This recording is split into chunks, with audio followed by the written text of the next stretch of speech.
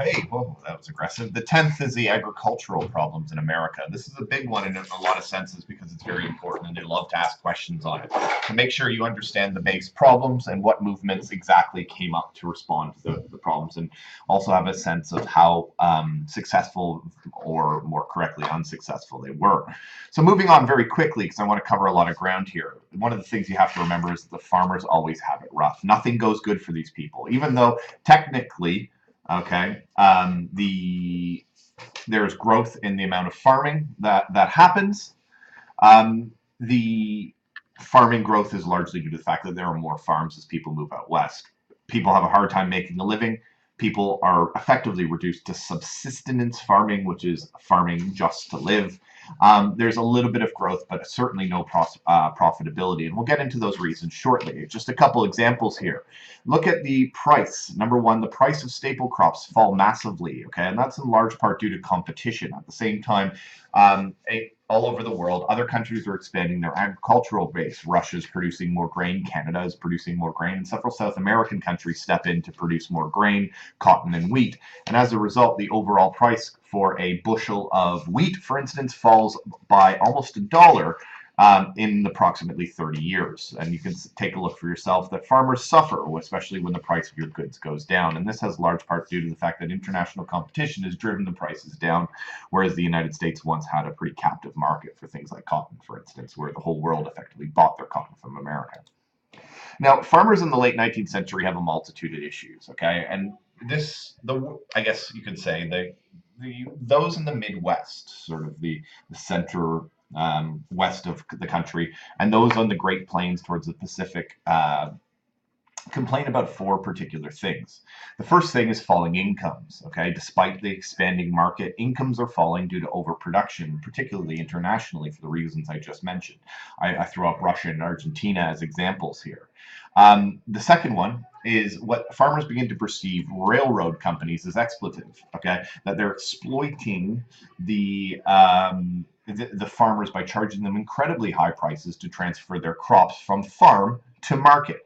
These prices are not equivalent to the prices traveled over the same distances paid for by industries who are able to negotiate large discounts with the railroads. The individual farmers at a great disadvantage, having to basically pay the sticker price for transportation. So they start to think that railroad companies are abusing them, and in effect, big business associated with the railroad companies sort of takes the brunt of it. Very commonly, too, bank and government policies. Okay, the farmers start to see the system as the enemy. The banks, for instance, loan at a very high interest rate. Farmers are not good and reliable credit. Therefore, they have to loan to the farmers at a higher interest rate than they would loan, let's say, a big business, because farmers are less likely to be able to pay it back. The second thing is they blame government. Government had instituted currency policies that were not in the farmers' favor. I'll return to this in a second. And farmers want, of course, to a return to a different type of currency issue, or a different type of way the United States currency works in order to lead to inflation.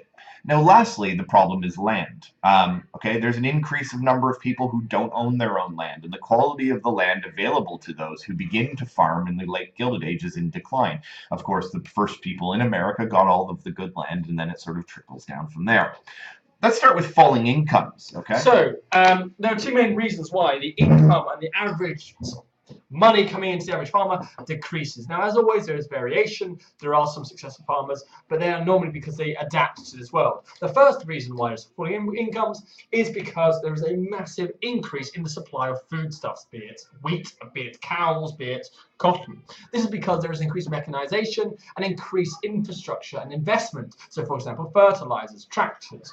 They mean that you can make more stuff quicker and cheaper. If you have one tractor that does the work of ploughing that you would need 20, 30, 40 men for, you only have to pay one man, which means it's cheaper to make, which means you can make it cheaper.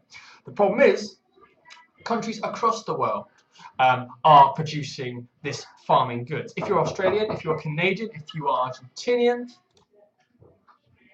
Argentina, and Russia. And these places don't have factories. So the way they make money is they really put loads of time and money and effort into farming. And therefore you see a huge amount of food flooding supply. And as well as that, you can now get a cow from Argentina to Chicago very quickly before it dies or becomes really thin because of the increased speed of railways and steam navigation, which means it's easier for direct competition from foreign countries. Before, it would take months for the food to get over and it would have died or rotted. But now we see increased technology, increased mechanization, we see more production, more competition. With more production, more competition, we see far more supply, and if there is far more supply, then the prices go down. This is problematic because it links to the other factors, because if you borrow X amount of money expecting to get Y amount of cash at the end and you get less, that is bad.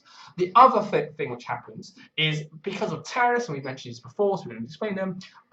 The tariffs have tariffs on agricultural goods.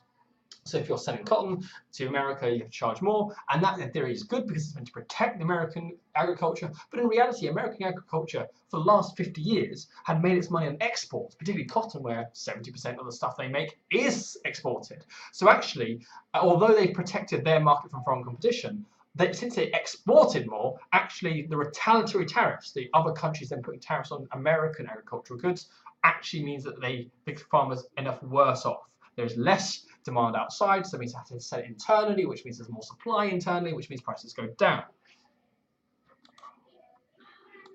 Okay, railroad companies. There is what farmers come to talk about is discriminatory pricing. There's plenty of evidence for that. For instance, in the South and the West, where farming is the predominant form of economic activity, there are 3 times higher charges than those between New York and Chicago, where primarily industrial goods get shipped. It took 1 bushel of wheat to pay the freight on another bushel between Wisconsin and Michigan, for instance. Monopolies in the railroad industry lead many farmers to feel that they're being exploited. And of course, the cost increases are completely unsustainable. The fact that it costs more to ship your stuff than you're ever going to get means that people can't profit, especially if you have a farm in a far-flung place like the Great Plains of the West. Additionally, they start to complain about the idea of banking policy and the concept of the debt cycle. Bank interest rates tend to be quite high.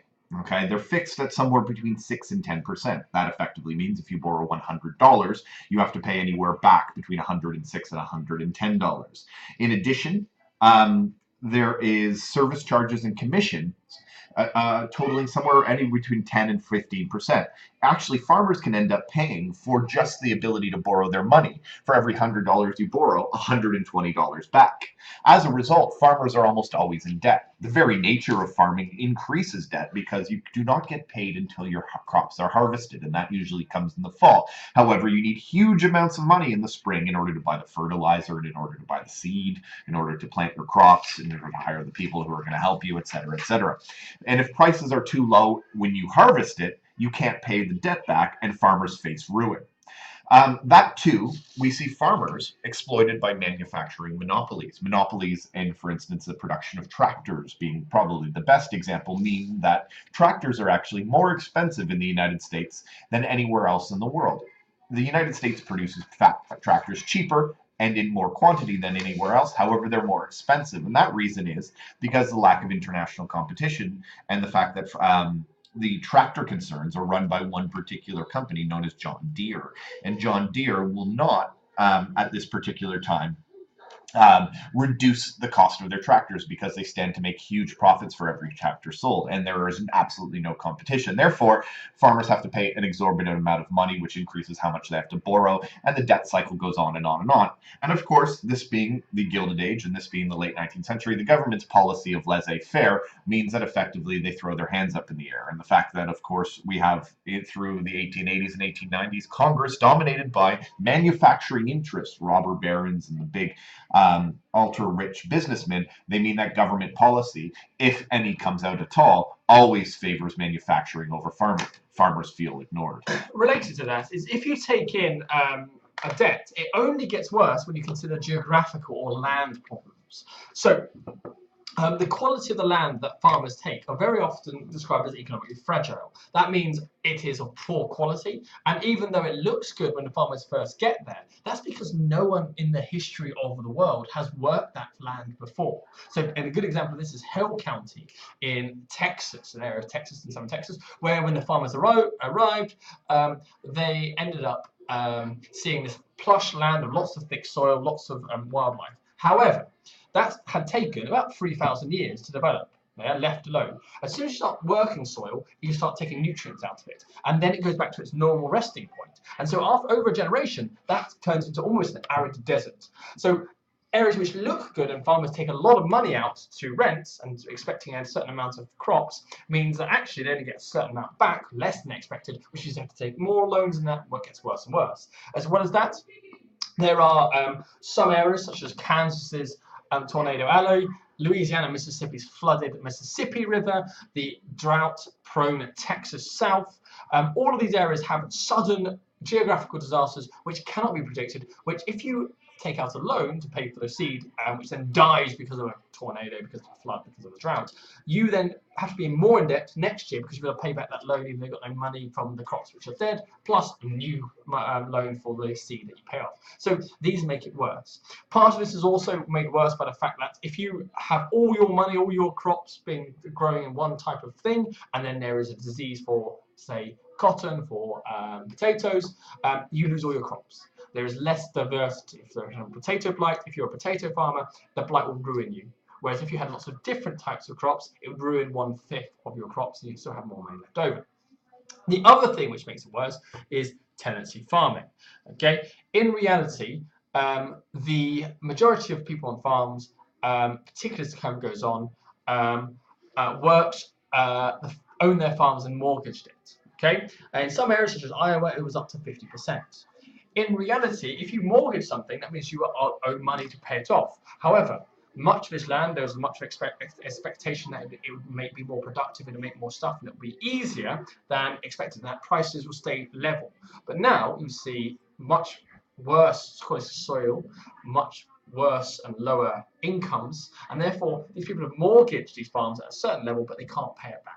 And so what we find is they have to borrow more money to pay back the mortgage, and that means they get even more behind, and the interest rate goes up. The other thing is because of sharecropping. This is the idea that a rich southern white landowner who has lost his plantation, well, can't work a plantation anymore because he's got rid of it. His slaves are banned now, he can't have slaves. Instead, what he does is he divides his land into lots of little parcels and says to the black family, who also used to be a slave of his, I will let you live on this small parcel of land if you give me a share, a percentage of the crop that you produce. This could be as high as 80% in certain cases, but generally settles about 50 to 60%. Now, this is great if you're a white landowner because you're getting crops for nothing, but if you are black, it means that, or just general poor white who has the same arrangement, it means that you basically have no control over the amount of stuff that you can sell on market, and you tend to rely on loans. Also, as we shall see, if you are borrowing the land from a landowner as a sharecropper, or you fear that your farm is going to be taken over by the bank, there's less incentive to spend the money and time to improve the land by irrigation, improve the land by making hedges which will stop the wind blowing the soil away. And therefore that only makes it worse because then you then have less irrigation and less soil erosion combating stuff, and therefore your crop is badly affected.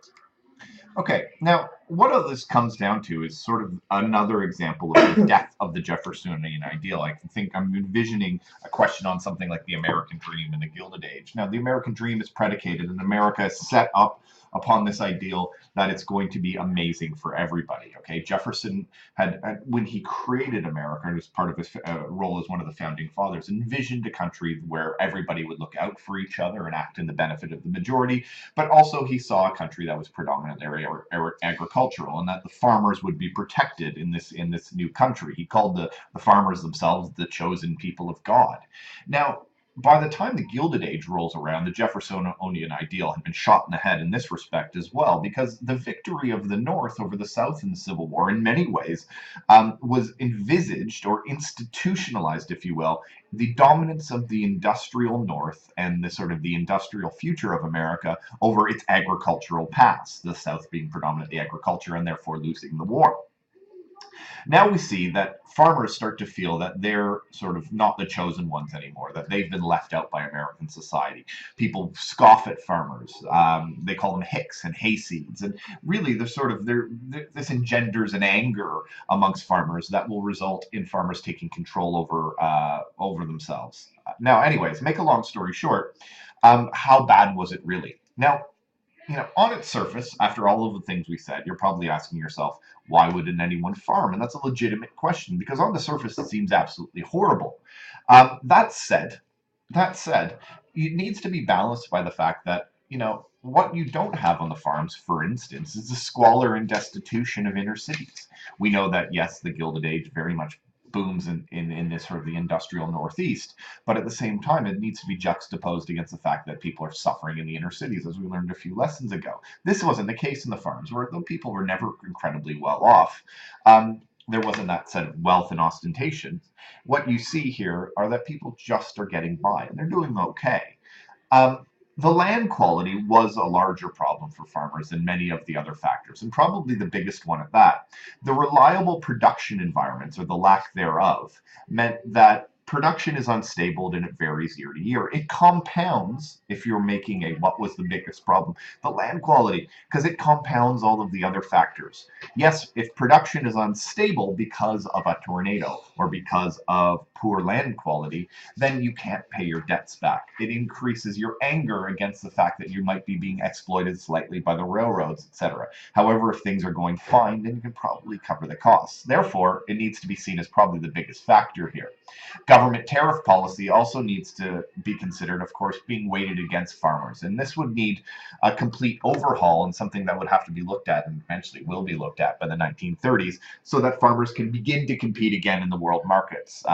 With the high tariffs that support industry, competing in world markets is almost impossible. Life as a farmer, precarious. That's probably the best way to sum up. Okay, you sort of did live on that knife edge from good years to bad years. And then I suppose this does engender, of course, the instability engenders anger. And farmers would begin to target people for their troubles, okay? And they started to blame groups that I would say only had marginal responsibility. And of course, the main outlet of anger became the system of banks, tariffs, railroads, and of course the government, which allowed them to exploit them. And what we're going to look at now is just exactly what farmers do. They don't accept their situation, okay?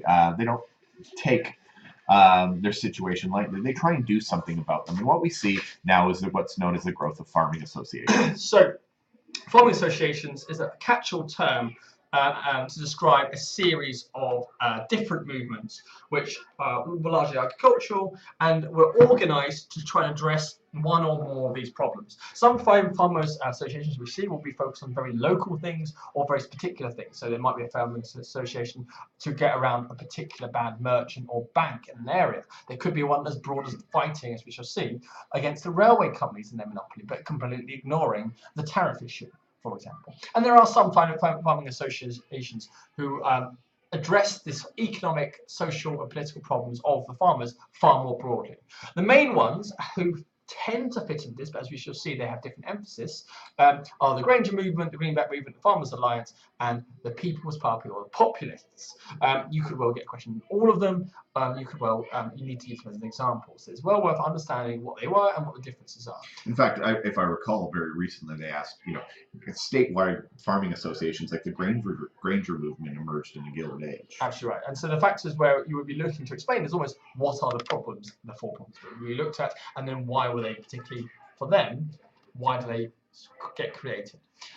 These tend to be focused on the Midwest, partly because these communities are a little bit more new, and therefore the political power of the elites, the political power of the rich, the top end, is slightly less, so they're less likely to be crushed, partly because there are more farms. Okay, partly because it's more sparsely populated and therefore society tends to be more rural, and therefore small towns can unite a lot more. They're not dominated by a big city who can therefore get lots of votes to ignore whatever the people in the farming areas are saying.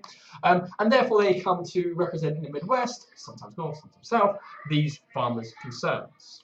Okay, so let's look at some of these groups individually. The first one is the Granger Movement. The Granger is short form for the National Grange of the Patrons of Husbandry. Big word, husbandry. It means the cultivation of crops and or animals. Okay, and this begins in 1867, shortly after the American Civil War. It begins as an educational organization trying to teach farmers to grow crops better, et cetera, et cetera. And it has 800,000 members by 1875.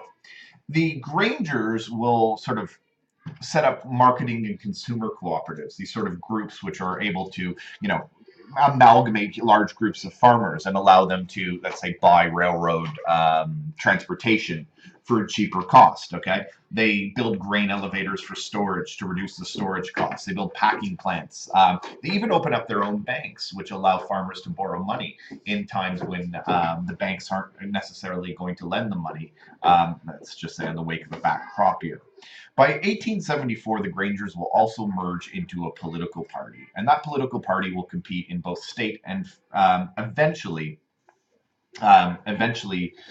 through I guess when it merges with the Greenback Party, federal politics. In 1874, they'll win 11 Midwestern state legislatures, which means that the Grangers become the dominant party in state politics in 11 different states across the Midwest: Nebraska, Montana, Minnesota, just a couple examples. In these places, they'll enact laws that will check railway abuse, but ultimately the Grangers are really a starting point movement. They do some good things, and they really become, let's say, a springboard for other movements to build on. Now, in 1878, in advance of the 1878 federal election, they'll merge with a party known as the Greenback Labor Party and get 14 congressmen elected. Now, the Greenbacks themselves, are a party that contests the 1878 presidential election. They run a guy named James B. Weaver. Weaver will run again for president later on, and I'll come to him. And he gets a rather paltry 309,000 votes. The whole thing about the Greenbacks is that they call for inflationary economic policy, something that would, by printing paper money and increasing silver in circulation instead of gold, make the dollar cheaper. A cheaper dollar, okay, means that it's easier for farmers to pay off their debts, because their debts now in previous inflated currency are now more accessible if you have more currency worth less. Sort of an economic policy. There's some additional reading on that I've going to furnish you with, and it also improves their competitiveness when selling abroad.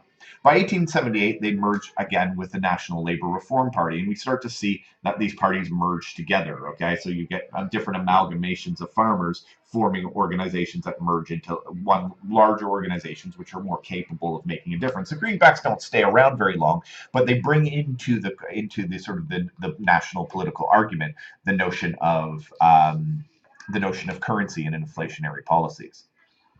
So similarly, the Farmers Alliance forms in the late 1880s. There are two different Farmers Alliances: the Northern Farmers Alliance and the Southern Farmers Alliance. Now, naturally, when you are divided, you are less effective. And this is one of the big problems about the Farmers Alliance. They very rarely cannot unite, they cannot work together, and therefore their impact and their coordination and their ability to affect politics on the national stage is therefore limited. It largely comes down to the North don't want to merge with the South, because the Southern Alliance is obviously racist. They don't admit blacks, and therefore there are black people, not that many, in the Northern Farmers Alliance who their supporters and the Northern do not want to alienate by saying you're banned. But similarly, the Southern Alliance don't want to have black people in the alliance as equals, so they won't accept Northerners unless they do that. So there's this impasse. Arguably, that represents a broader problem, that the Southern Alliance was more associated with Democrats, whereas the Northern Alliance tended to be a little bit less happy to sort of join Democrats, as it tended to be more Republican. However, as time goes on, as the farming crisis worsens, they do find a lot of common ground. And the things they want are predictable. If you think about the problems, they want unlimited coinage of silver, the idea that this will lead to inflation that will help with farm prices, but also reduce the debt burden that they have to pay. They want a nationalisation, that means the government takes over the railways. That will mean that the government can set prices and make them fairer. They want to get rid of national banks, because national banks were the government, and therefore the rich government industrialists, having control over what the interest rate should be, which they will use to benefit themselves, i.e. set them high. And finally, they want to introduce an income tax. That means the poor will pay less. That means they can spend more money on their debt, and they have therefore higher quality of life and more money left over. They are quite popular in the Midwest, as you can see there. Okay, so picking up from where Mr. Suter left off, that brings us to the populists, and this is probably the most impactful of all of the farming movements and political parties. Populists are formed in 1892 as a merger of the Farmers' Alliances, a group known as the Knights of Labor. That is an industrial group that we'll talk about a little bit later on, in the Greenbackers. A couple other smaller reform groups join, and they organize this sort of overall People's Party. And really, the populists, though predominantly backed by the farmers, become um, really the basis for the progressive movement. These people start to talk about more so the correcting the ills in society. In July of 1892, they'll form what's known as the Omaha Platform. The Omaha Platform puts again the former leader of the Greenbackers, James B. Weaver, up again as their candidate for president in 1892. And Weaver famously said, "From the same prolific womb of governmental injustice, we breed the two great classes, tramps and millionaires." And basically, he's saying that America is completely unfair. There's no middle, and they're going to fight for it. Therefore, they start to call for a lot of things. And what you see is a merger of all of the things wanted by people like the Granger movement and the Greenbackers, etc. They call for unlimited coinage of silver at a 16-to-1 ratio, which would lead to inflation. Okay, so that is, i.e., replacing gold as the standard with silver, which is in more abundance. Therefore, you can print more money. Therefore, the value of the money goes down. Inflation goes up. Farmers can pay their debts. They call for the nationalization of things like transport and communication, railroads, telegraphs, and telephones. Anything that the farmers could use should be owned by the government and given to the farmers to use at a very, very low cost.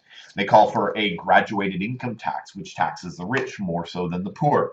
It is, in fact, the case that in the Gilded Age, James D. Rockefeller pays less personal tax than his secretary, even though Rockefeller is one of the richest men in the world. They call for the direct election of senators. That's just a political reform thing. We'll talk about that, and that's something that actually comes out of the progressive movement later on. In fact, senators were appointed, not directly elected, which meant that the Senate, which has the ability to oversee, or sort of rather outvote the House of Representatives, is not necessarily representative of the wills of the people. They asked for things like a shorter working day, restrictions on immigration to ensure that all of the Americans currently in America have jobs. In 1892, however, the populists don't do very well. They get less than 9% of the vote. They carry only 4 seats. Weaver's overall, I suppose, numbers in terms of how many votes he gets increases, but they don't do very well. The main parties end up fighting the election on the issue of the tariff. What happens is the populists, running as a third party, get effectively overrun by the big two parties, the Democrats and the Republicans. And basically the Democrats say, if we're going to win power from the Republicans, we need to get on sort of a populist movement. So effectively, they take one of the big issues that had bothered farmers, such as the tariff, and make it their platform. And Grover Cleveland wins the 1892 election. Now, the Cleveland administration comes in with high hopes. The farmers think that they're really going to get a lot of what they want, because Cleveland had done a lot to appeal to farmers, particularly in the southern part of the United States. Cleveland, on the other hand, doesn't do what they want. Okay, he believes that acts to deal with silver purchasing that would increase inflation and sort of replace the gold standard with a more balanced silver standard, which would devalue the dollar, increase inflation, etc., was actually the problem for the Panic of 1893. And he decides that he's going to go back to the gold standard, which actually, instead of inflationary prices, leads to deflation, and farmers have a worse time off as a result of Grover Cleveland. He barely gets this through Congress, but a lot of his party votes against it. What happens is it begins to launch the career of a man who will become very much a muckraker in the world of American politics. And that man's name is William Jennings Bryan. He'll contest the 1896 election. He's a young congressman. He's from the state of Nebraska, and he'll begin to launch a relatively eloquent attack on the gold standard. Many Democrats and populists will denounce Cleveland as a tool of Wall Street, and Cleveland loses popularity very quickly. And as the Panic of 1893 turns into a recession, actually sometimes known as the First Great Depression, populists begin to mobilize it and pick up support. Cleveland is deeply unpopular for almost all of the things going on. The panic, the fact that he returns to the gold standard, which dangerous farmers, the fact that he seems to be listening to big business, and the fact that in 1894, of course, he presides over the Pullman car strike, which is broken up by strikebreakers on behalf of the government. Anyways, long story short, Grover Cleveland's time in politics is quite short. Now, in the 1896 election, the Democrats actually don't put up Grover Cleveland at all. They, in fact, say that Cleveland is so unpopular that he's politically toxic, and they actually bring up William Jennings Bryan. The money issue, of course, which had not been the case in 1892, is pushed forward as the big issue of the 1896 election. The Republicans run a man named William McKinley as their candidate. He's helped by a wealthy Cleveland industrialist, a man by the name of Mark Hanna. And the Democrats decide that they're going to key on sort of William Jennings Bryan's Western popularity and really side with the farmers on this one, throw up William Jennings Bryan. Grover Cleveland sort of returns. Now, the Democratic platform basically repudiates most of Cleveland's policy, and it reads like effectively the wants and needs of the populist movement, the 16-to-1 silver coinage thing. I suppose becomes the core of it. William Jennings Bryan gives one of the more famous speeches in American history, which he calls the Cross of Gold. And though, from our popular possession, it might seem like a rational thing to say at the time. However, it doesn't necessarily go very, very well, as he basically says, "You shall not press down upon the brow of labor this crown of thorns," making a reference to Jesus being crowned with thorns mockingly by the Romans before they put him to death. "And you shall not crucify mankind upon a cross of gold," i.e., mankind shall not be martyred effectively for the wealth of everybody else. By, let's just say, the big business. Okay. The overall election results of 1896 are very interesting, and we see very much the limits. And why am I talking about all this political stuff? Because what you saw is the rise of popular movements, and what we're now hopefully seeing is the fact that popular movements don't really enact a lot of change in the Gilded Age. There are humongous limits. They talk a big game, but every time they try to make it a political issue, they lose. They lose in 1892, they lose in 1876, and they lose again in 1896.